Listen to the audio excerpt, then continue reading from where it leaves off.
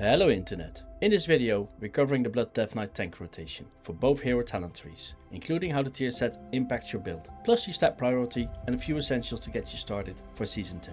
Whether you're picking up the Blood Death Knight for the first time or looking to optimize your play, I got you covered. My name is Brink and let's get into it. Okay, let's get the new stuff out of the way first. Our new tier set in Season 2. Our set is very passive. Deathstrike builds a stacking buff called Blood Depth. At 10 stacks, your next Marrow Rend grants you 10% strength for 10 seconds. These stacks don't expire, so if Reaper's Mark or Dancing Rune Weapon is about to come off cooldown, you can hold the proc briefly and consume it during your burst window. The 4-piece adds some bonus shadow damage and 3 additional bone shield charges. Now this number could be subject to change, but it doesn't fundamentally change how either Deathbringer or San Layn plays. Think of it as free value rather than a rotational mechanic you need to actively play around. So there are no rotational changes. Why not? Well, because your core gameplay loop still stays exactly the same. When Blood Depth reaches 10 stacks, you press Marrow Rend to consume it. But Marrow Rend is already a part of your rotation. You're not introducing a new decision. You're just getting extra value from a button that you're already pressing anyway.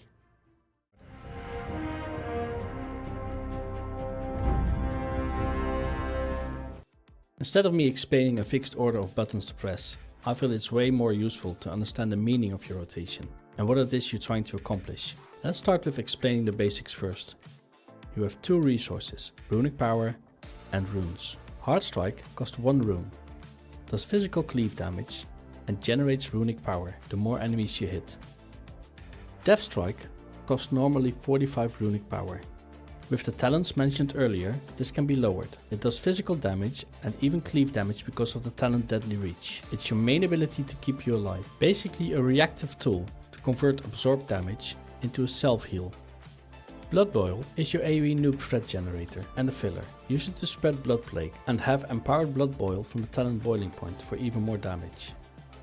Marrow Rend does physical damage and generates 3 charges of Bone Shield. Death Caress is your ranged ability that does shadow damage by applying Blood Plague, just like Blood Boil does, and it generates 2 Bone Shield charges. Death and Decay corrupts the ground, it heals you, it makes you do more damage, and it also does shadow damage. So these are your core abilities for your rotation.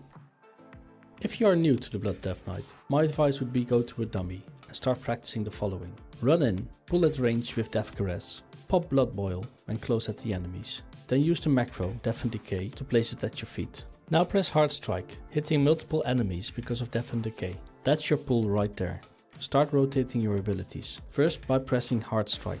This will help get your runic power up. Make sure you keep 2 runes for your next ability. Press Marrow Rend, adding 3 more bones. This should set you up to 5 bones. Now press Death Strike. Everything is at play now. Your bones, your cooldowns. Make sure your Death and Decay doesn't run out and that your Blood Boil doesn't reach 2 stacks. Keep your bones at 5 stacks while you rotate your abilities.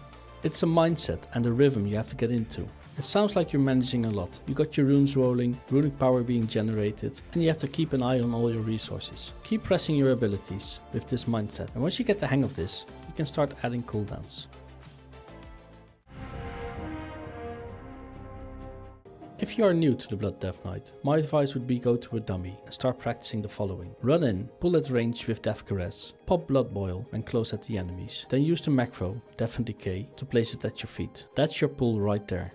Now we start playing your minigame. Start rotating your abilities, first by pressing Hard Strike 2 or 3 times. This will help get your runic power up. Press Marrow Rend, adding 3 more bones. This should set you up to 5 bones. Now press Death Strike for 35 runic power. Now everything is at play now. Your bones, your cooldowns. Make sure your Death and Decay doesn't run out and that your Blood Boil doesn't reach 2 stacks. Keep your bones at 5 stacks while you rotate your abilities. It's a mindset and a rhythm you have to get into. It sounds like you're managing a lot. You got your runes rolling, runic power being generated, and you have to keep an eye on all your resources. Keep pressing your abilities with this mindset, and once you get the hang of this, you can start adding cooldowns. Blood Death Knight doesn't rely on a long list of big cooldowns. Instead, it revolves around 2 extremely powerful ones.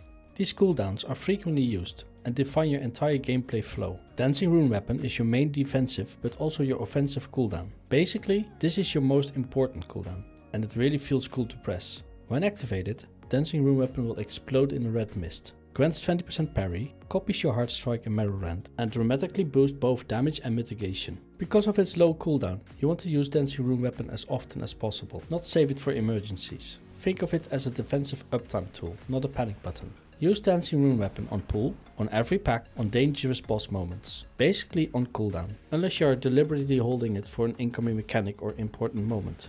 The more often Dancing Rune Weapon is active, the more durable and explosive your Blood Death Knight becomes. Reaper's Mark is your damage power spike. Reaper's Mark is not a passive bonus, it's a mini game baked into your rotation that kinda doesn't have an impact on your rotation. It's on a 45-second cooldown, should be applied as often as possible. Its stacks grow through shadow damage and basically by your rotational flow, just by making sure your enemies stand in your Death and Decay and you press Blood Boil and spread your disease Blood Plague. You should have no issue for it to reach 40 stacks, and when it does, it delivers a massive burst of damage and threat. To maximize Reaper's Mark, keep your rotation clean, maintain Death and Decay uptime, ensure your shadow damage abilities are flowing. Pair it with Dancing Rune Weapon whenever possible to amplify the value. The better your rotational play, the faster and harder Reaper's Mark will pay off. How they work together. This is where Blood Death Knight truly shines. When Dancing Rune Weapon and Reaper's Mark overlap, your parry skyrockets, your hard strike procs explode, your shadow damage ramps, your survivability and damage peak simultaneously. This synergy is what makes Blood Death Knight feel unkillable in big pools.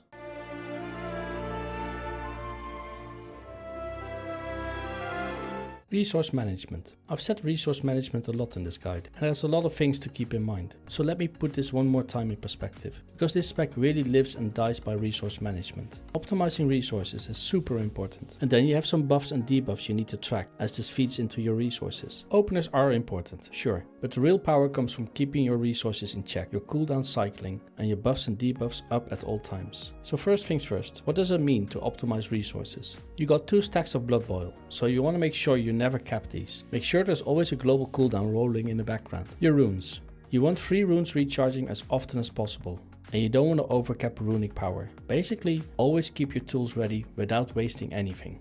Now let's talk buffs. Some key ones to keep an eye on: Death and Decay, Bone Shield and Coagulopathy. You should always track these and use them in an intelligent manner. Bone Shield is next, don't let it drop. Cast it on cooldown. Remember, stacking more Bone Shields doesn't give you extra armor, so just keep it active. But you want at least 5 bones to lower your death strike cost, so the main thing is to keep it active, and keeping it up 100% of the time is really important. Runic power mainly gets spent on Death Strike. Use it to heal yourself after damage taken. This way you always have a Death Strike in the bank, but you're not wasting runic power by overcapping. Plus it helps keep Coagulopathy rolling in your rotation. Next up, Death and Decay. Cast this if the buff isn't active. And don't forget, Cleaving Strikes makes your hard strike hit up to 3 additional enemies when standing in your Death and Decay. You do more damage and receive more healing, so with 2 charges, there's no reason why you shouldn't be standing in it. Consumption, if you talent it into it, cast it whenever it's available. That's an easy one.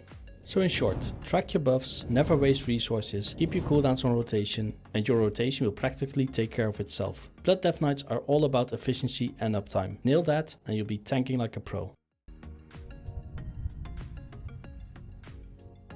The Blood Death Knight in Midnight has one of the heaviest defensive kits in the game, making it feel like you always have something ready for every situation. Besides the parry increase from Blood Mist and Dancing Rune Weapon, providing you with a massive boost to damage and mitigation, you also have Vampiric Blood. This increases your maximum health and healing received, giving a strong, predictable defensive spike whenever you need it.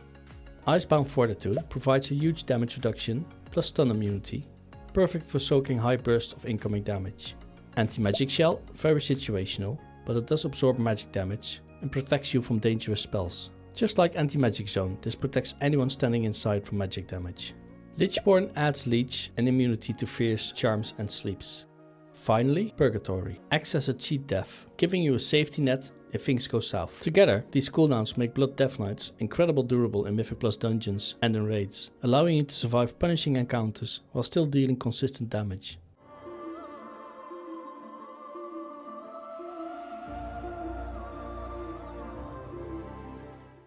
When it comes down to stat priority, Blood Death Knight's preferences depend slightly on whether you're playing the Sanlayn or Deathbringer build, although the overall rankings remain fairly similar in both single target and AoE situations. For Sanlayn, haste becomes significantly more valuable thanks to the scaling provided by Essence of the Blood Queen. As a result, Sanlayn generally favors stacking more haste than Deathbringer, while Deathbringer tends to value a more balanced spread of secondary stats. Before looking at the exact priority, it's important to understand what each stat actually provides. First we have Strength, your primary stat. Strength is found on all plate gear and increases both your attack power and armor, while also granting a small amount of parry. Since it's your primary attribute, Strength is almost always the most valuable stat on a piece of gear, and makes up to the largest portion of your character's overall power. For secondary stats, Blood Death Knights have 4 options. Critical Strike not only increases your damage output, but also has a defensive benefit through riposte, converting Critical Strike into additional parry rating on a 1-to-1 basis.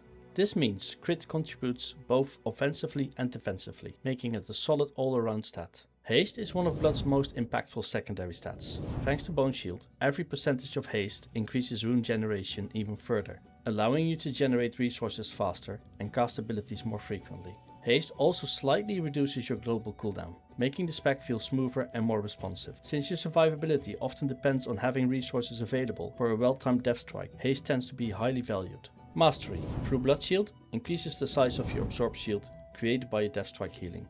Every death strike not only restores health, but can also leave behind a protective shield, improving your ability to handle sustained incoming damage. Mastery becomes particularly valuable in situations where consistent physical damage intake is a concern. Finally, there's Versatility. Versatility increases all damage and healing done while simultaneously reducing damage taken. Unlike some of the other secondary stats, it provides benefits in virtually every situation, making it a super useful defensive stat available for Blood Death Knights. As for the actual priority, both builds follow very similar principles, with San Layn placing additional emphasis on haste, while Deathbringer tends to be slightly more flexible, depending on your gear and content type. Regardless of build, you generally want to prioritize item level first, then focus on acquiring the secondary stat that best complements your chosen playstyle. And there you have it, the Blood Death Knight Season 2 guide. If you want a deeper dive into the talents or gameplay tips, be sure to check out some of my prior guides from last season on my channel. If this video helped you out, make sure to leave a like and let me know in the comments below what you'll be playing in Season 2. Thanks for watching and I'll see you in the next one. Until next time, Brink's out.